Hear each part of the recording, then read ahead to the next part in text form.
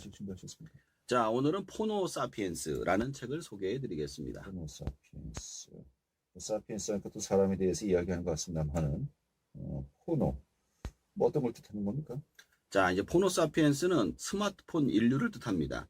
포노 사피엔스는 4차 산업혁명의 출발을 인류의 변화로 풀어낸 것으로 신인류의 등장과 특징과 그들의 축이된 새로운 문명의 실체, 산업군별 시장의 변화와 소비 행동의 변화, 포노 사피엔스 시대의 성공 전략과 새 시대의 인재상에 대해서 진지하게 성찰하고 있습니다.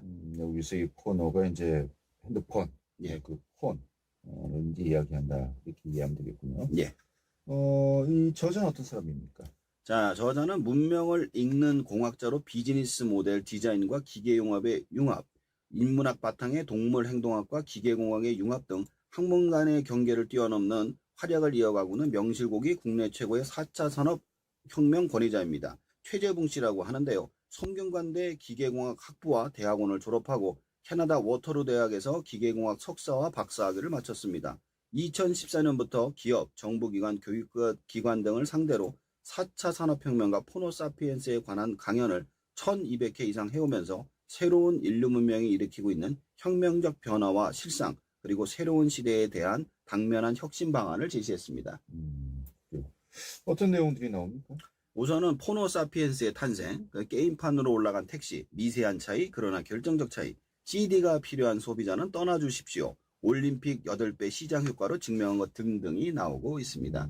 그래요. 내용들을 좀 단락별로 살펴봐야 되겠는데, 자, 먼저 포노사피엔스의 탄생. 이 단락에서는 어떤 내용들이 다루겠습니까? 자, 태초에 하느님이 호모사피엔스를 창조했다면 스티브 잡스는 포노사피엔스를 창조해냈다고 합니다. 지난 10년간 지상파 TV와 신문의 광고 수익은 거의 절반으로 떨어졌고 검색 포털과 유튜브의 점유비율은 폭발적으로 증가했습니다.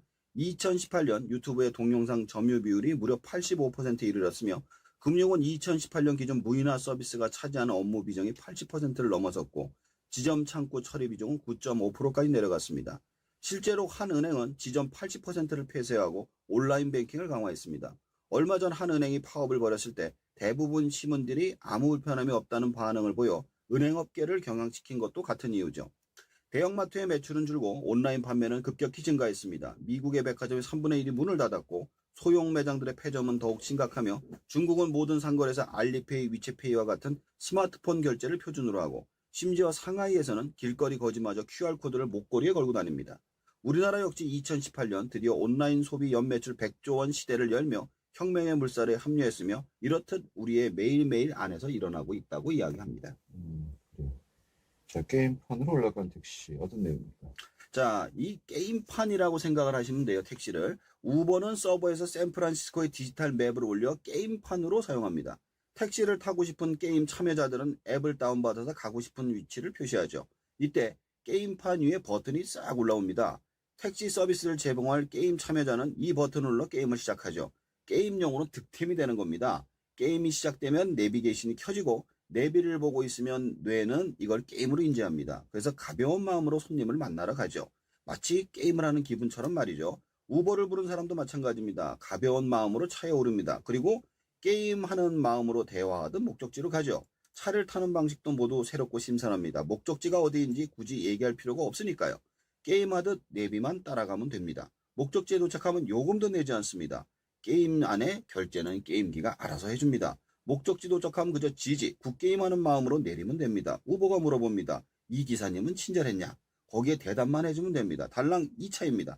이 경험이 너무 있어서 재미있기 때문에 사람들이 택시 대신 우버를 탈 거라고 자신한다고 합니다. 즉 기존의 서비스를 넘어 재밌는 경험이 사람들로 하여금 이 서비스를 하게 된다라고 이야기를 해주죠. 그래요.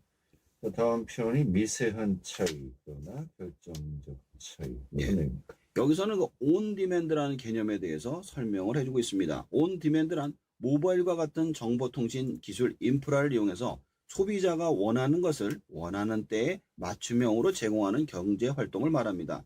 요즘 소비자들은 음악도 듣고 싶은데 언제든지 스트리밍 앱이나 유튜브를 틀어 듣습니다. 영화도 폰으로 보고 옷과 신발도 디지털 플랫폼에서 원하면 언제든 구매할 수 있습니다. 이 모든 게 온 디맨드 활동입니다. 독일과 일본에서는 인더스트리 4.0을 통해 제조의 자동화와 지능화를 추진 중입니다. 스마트 팩토리는 대표적인 제조 혁신의 상징으로 자리를 잡았습니다. 독일의 아드다스 스마트 팩토리 상징으로 불리는 새로운 신발 공장은 스피드 팩토리는 독일에서 시범 생산을 시작했습니다. 이 공장은 호모사피엔스 시대의 소비 개념을 맞춰 온 디맨드 생산을 실현한 사례를 알려주죠. 놀라운 것은 기존에 1000명이 일하는 공장에 10명 정도만 있으면 얼마든지 구현이 가능하다는 것입니다. 그래요. 자, 그리고 CD가 필요한 소비자는 떠나 주십시오. 굉장히 좀 도전적인 제목 같기도 하고요. 그렇죠. 어떤 이야기를 다루고 있어요? 우리가 젊었을 때는 CD로 윈도우를 설치했잖아요. 지금은 그 CD 파는 데가 없어졌어요. 마이크로소프트가 기존의 소프트웨어 CD 판매망을 해산을 해버리고요. 그냥 인터넷으로 다운로드 판매를 하는 이야기가 나옵니다. 기존의 업계의 배신을 말하는 거죠. 또 다른 사례는 GM이 나옵니다. GM이 2016년 우보의 경쟁 기업인 리프트에다가 5억 달러를 투자했습니다. 그리고 2017년 우리나라 군산 공장을 폐쇄해버렸죠. 어마어마한 일자리가 날아가고 생태계가 부서지는 심각한 문제입니다. 그런데 소비 변화의 데이터를 보면 GM의 행보가 충분히 이해가 갑니다. 지난 10년간 우버와 리프트의 성장으로 미국의 택시 시장은 1.5배를 성장했습니다. 편리한 서비스에 매료된 소비자가 뜨겁게 반응해서 만들어진 변화죠. 이 변화는 엉뚱하게도 자동차 산업을 어렵게 만들었습니다. 차량 공유 택시와 공유 서비스에 익숙해진 미국의 10대와 20대가 차를 더 이상 구매하지 않게 된 겁니다. 여기다 친환경 차에 대한 수요가 늘면서 일반 자동차를 생산하는 GM의 입지가 급격하게 줄어든 것입니다. 다급해진 GM은 리프트에 거액을 투자해 2025년까지 무인 택시를 공동 개발하겠다고 선언합니다. 자동차 제조기업에서 이제는 이동 서비스를 제공한 모바일리티 기업으로 전환하겠다까지 이야기를 한 것이죠. 그래요. 자, 그리고 올림픽이 8개 시장 휴가를 증명한 거. 예. 뭘 증명했다는 겁니까? 자, 우리가 기본적으로 컴퓨터 게임 그러면 오타쿠나 페인 정도로 생각을 하는데요. 2017년 베이징에서 개최된 롤드컵, 이게 게임 이름이에요. 이 결승전에 우리나라 팀과 갤럭시 팀이 맞붙어가지고 이 경기의 시청자가 무려 8천만 명에 달했습니다. 전 세계 스포츠 시장의 하나의 이벤트로 8천만 명의 시청자를 만들어낼 수 있는 종목이 그리 흔치 않습니다.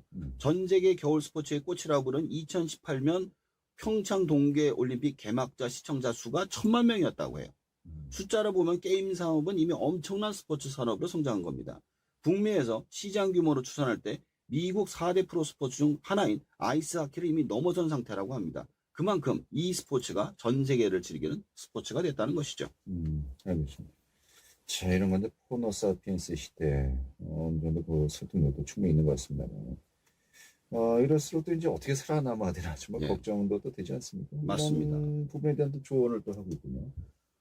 방금 전에 우리도 이렇게 그런 얘기를 했었는데 들어오면서 이러한 문명의 대전환기 속에 스마트폰에 대한 우리 사회의 평가는 다소 부정적입니다. 스마트폰으로 확산된 온라인 게임은 젊은 사람들의 정신과 마음을 중독제 취급을 하고 SNS는 인생의 낭비이며 진실한 인간관계를 방해한다고 합니다. 예를 들어 가족과 친구의 전화번호 하나 외우지 못하는 것도 스마트폰에 대한 지나친 의존성 때문이라고 꼬집습니다. 어린아이가 최대 멀리해야 되는 물건, 어린들을 멍청하게 만들고 서로 멀어지게 만드는 디지털 기기. 그러나 디지털 루저, 게임 페인으로 취급하던 사람들이 이제 유튜브와 개인 콘텐츠 중 억대 연봉을 올리는 크리에이터로 부상했습니다. 스마트폰 사용의 부장에 대한 시각은 이미 우리 사고를 지배하고 있습니다만 천천히 되짚어보면 이러한 인식이 반만 맞습니다. 사실 우리는 스마트폰으로 인해 과거보다 훨씬 더 많은 양의 데이터를 매일같이 소화하고 있고 심지어 전문가들만 독점했던 고급직도 언제든지 얻을 수 있습니다. 실제로 우리네가 그 어느 시대에 인류의 것보다 박식하고 지혜롭게 활동 중인 것이죠. 호모사피엔스의 문명을 이해하고 받아들이느냐 아니냐 여부에 따라 앞으로 전개될 미래에 우리가 살아남을 수 있느냐 없느냐 명운이 달려있다는 것을 알고 받아들여야만 한다고 이 책에서는 이야기를 해주고 있습니다. 네, 알겠습니다. 오늘 잘 들었습니다. 예, 감사합니다. 안정환 작가.